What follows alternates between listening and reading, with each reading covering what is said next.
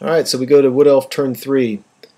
He takes his Lord level character that was in the upper right hand corner and does a flank charge into my unit of 4 remaining Knights Errant. He rallies his fast cav and they line up for a flank charge should he need it. He's bringing his Treekin over so that if my Knights of the Realm charge his Glade Guard, he can just flee and I have a failed charge and he can probably get a flank charge with the Treekin.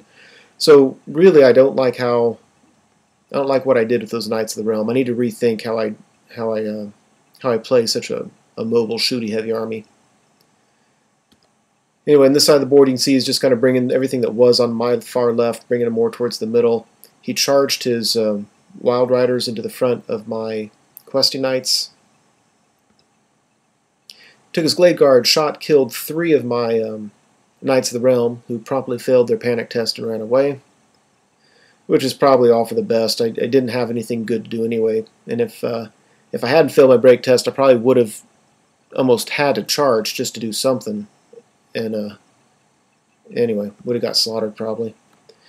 Huge stroke of luck for me here. This turn was really unlucky for my opponent. He came in with 5 Wild Riders and killed 1 Questing Knight, and I turned around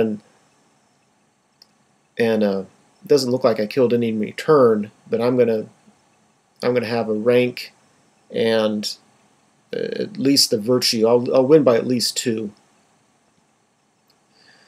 So he comes in with his Lord. I had 4 Knights Errant, and he kills 2 of them. But he killed 2. I outnumbered. I had a banner, so we tied. I have a musician, so I win by 1. And he rolled for his break test and rolled an 11. So that was horribly, horribly unlucky for him, and I didn't catch him, but he never showed up in the game. I think he failed his rally test next turn. I mean, just amazingly bad luck. So I get another wound on this guy. I roll my D3 wounds, and I put 1 on him, and he goes ahead and kills my Hippogriffs. My Lord's standing there with 1 wound left, and this Treeman, I believe, has 3 wounds left. So I'm really... Tell you what, I like my Killing Blow setup much more than I like this Virtue of Audacity setup. So my turn, I rally the Knights of the Realm.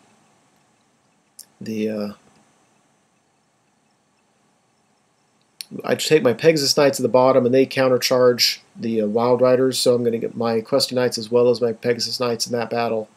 And otherwise, I'm just positioning my guys to receive some charges. And whoa, between Questing Knights and Pegasus Knights, wipe those guys, the Wild Riders, down to a man. It looks like I lost 1 more Questing Knight. And of course I do no wounds on the Treeman. He kills me in return. Oh, that's a big point sink. That's bad for me. So, oh, I know what happened now. His general charged on the upper right-hand corner, not general, but his Lord level charged my Knights Errant, and I broke him on his turn, and so on my turn I was able to charge him again and make him run off the board. So I have 2 Knights Errant in the upper right-hand corner. His Lord level character's gone. You can see I moved up over here, charged his War Dancers into the front of my Man-at-Arms unit, charged his Dryads in the front of my Grail Reliqueue. And at the bottom, we're in combat with the Wild Riders, and we did so well, but we didn't break them. I don't think. Or perhaps we did. I don't know. In the Grail Reliqueue, he also charged his hero level character into the flank of it. And when all was said and done, they had enough static combat res that they won combat, chased off the Dryads, but did not chase off the hero level character. So they're still in combat, but they're only with him. If you look at my Men-at-Arms, they started with 25, so they lost 7, which isn't too bad. I'm pretty sure he had 24 attacks. I mean, it was crazy how many attacks he had. I think I killed 1 back or something, but they stuck. That's all I can ask of them.